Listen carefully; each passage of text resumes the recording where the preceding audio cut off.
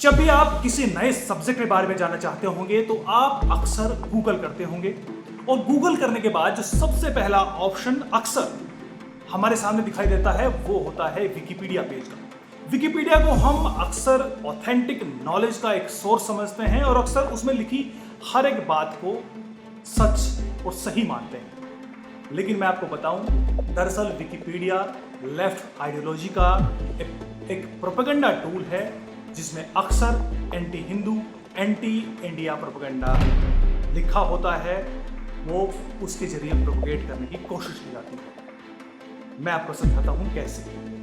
सबसे पहला उदाहरण है आयुर्वेदा का। आयुर्वेदा न सिर्फ हमारे देश की बल्कि पूरी दुनिया की सबसे पुरानी चिकित्सा पद्धति है। हजारों साल से हमारे देश में इस आयुर्वेदिक पद्धति के तहत इलाज होता रहा है लोगों की बीमारियों का। हमारे देश में तो हजारों साल से इसको बहुत ऑथेंटिक चिकित्सा पद्धति माना जाता रहा है, लेकिन हाल ही में पूरी दुनिया में आयुर्वेद का लोहा पूरी दुनिया ने माना है।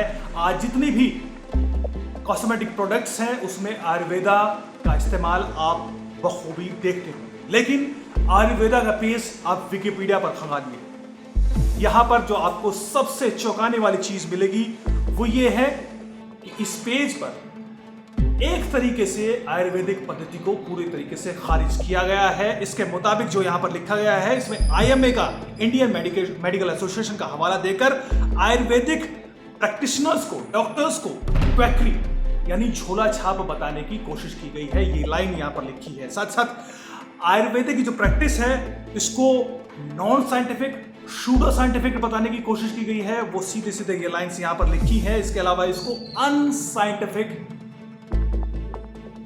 करार दिया गया है। अब आप अंदाजा लगाइए, दुनिया की सबसे पुरानी जानी मानी सिद्ध की हुई चिकित्सा पद्धति, उसको विकिपीडिया पेज पर किस तरीके से डिस्क्राइब किया गया है। लेकिन आप थोड़ी और गहराई में जाएंगे, अब सर्च करिए यूनानी मेडिसिन को।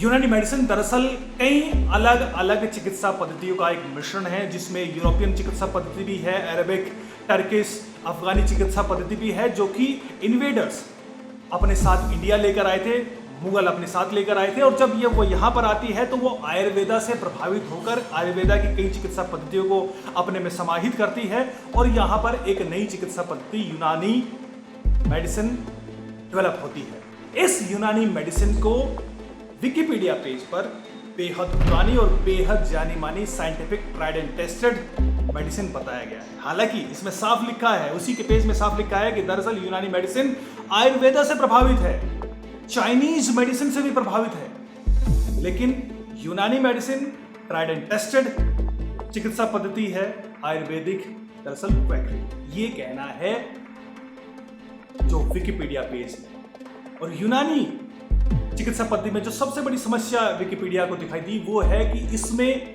जो फेक प्रैक्टिशनर्स है यानी अनक्वालिफाइड प्रैक्टिशनर्स है, वो कहीं ना कहीं जो यूनानी चिकित्सा पद्धति के लिए सबसे बड़ा खतरा है।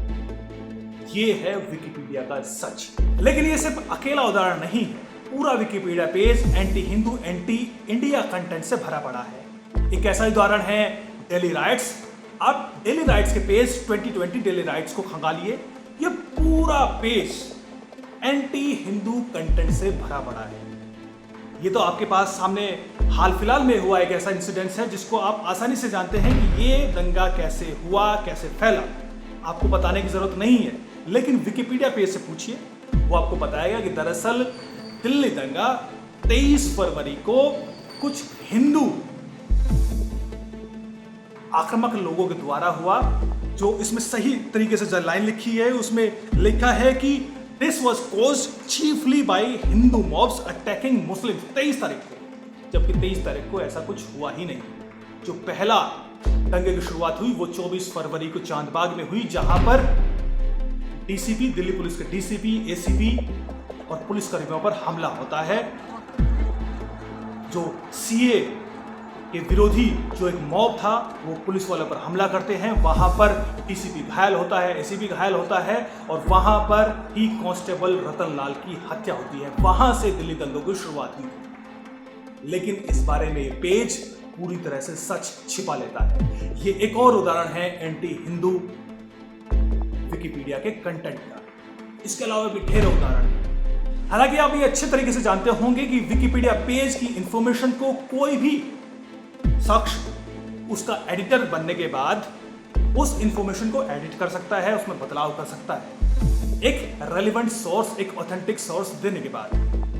दिल्ली दंगे से जुड़े इस पेज पर भी ऐसी कई बार कोशिश हुई, सच लिखने की कोशिश हुई, एक बार नहीं, सैकड़ों बार नहीं, बल्कि 1000 से ज्यादा बार। लेकिन हर बार विकिपीडिया के जो एडिटर्स हैं वो बार बार उसको बदल देते हैं और वही झूठी एंटी हिंदू इंफॉर्मेशन इस पे एडिट करके वापस पोस्ट कर देते हैं। टाइम्स ऑफ इंडिया की एक रिपोर्ट बताती है कि दिल्ली दंगों की जो पेज 2020 दिल्ली राइट्स पर 1600 से ज्यादा बार एडिट हुआ, इसको करने की कोशिश की गई। हालांकि ओप इंडिया, जिसने दिल्ली दंगों को बहुत गहराई से रिपोर्ट किया है, उसको बारीकी से उसकी पल पल की रिपोर्ट हम तक पहुंचाई है, उसके एडिटर नुपुर शर्मा ने, जिसने खुद दिल्ली दंगों को कवर किया था, उसने विकिपीडिया के सीईओ जिमी वेल्स को मेल किया, उसको लगातार गुजारिश की कि वो बार बार दिल्ली दंगों के पेज पर जाकर सच लिखने की कोशिश करती हैं, लेकिन इसको बार बार एडिट कर दिया जाता है। जिमी वेल्स ने शुरुआत में कहा कि आप उनको इंफॉर्मेशन दीजिए, नुपुर शर्मा उनको ईमेल करती हैं, तमाम ऑथेंटिक सोर्सेज, तमाम ऑथेंटिक इंफॉर्मेशन देती हैं, लेकिन इसके बाद जिमी वेल्स इस पेज पर झूठी कहानी को सच में तब्दील नहीं करते। वो इस पेज में लिखे प्रोपेगेंडा को बने रहने देना चाहते हैं और बने रहने देते हैं, लेकिन इसके बाद वो ट्विटर पर उल्टे नुपुर शर्मा पर को अब्यूज करने की कोशिश करते हैं, उसको बदनाम करने की कोशिश करते हैं और उसके खिलाफ एक प्रोपेगेंडा मुहिम ट्विटर पर शुरू करते हैं। ये सच है विकिपीडिया का, ये सच है विकिपीडिया के सीईओ जिमी वेल्स का। अब आप अंदाजा लगाइए, क्या हम ऐसे इंफॉर्मेशन सोर्स से ये उम्मीद कर सकते हैं कि वो भारत की संस्कृति और हिंदुओं से जुड़े मामलों में किसी तरह की न्यूट्रलिटी दिखाएगा?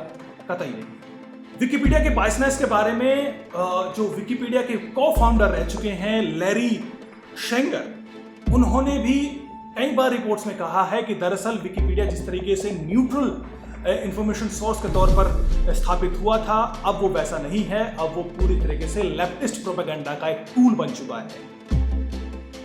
ये सच है विकिपीडिया का। तो आप नेक्स्ट टाइम विकिपीडिया पर जाएं, पढ़ें जरूर, लेकिन ध्यान रखिए कि वो किस तरीके से, किस एंगल से वो इंफॉर्मेशन आप तक पहुंचने की कोशिश की गई है। नमस्कार।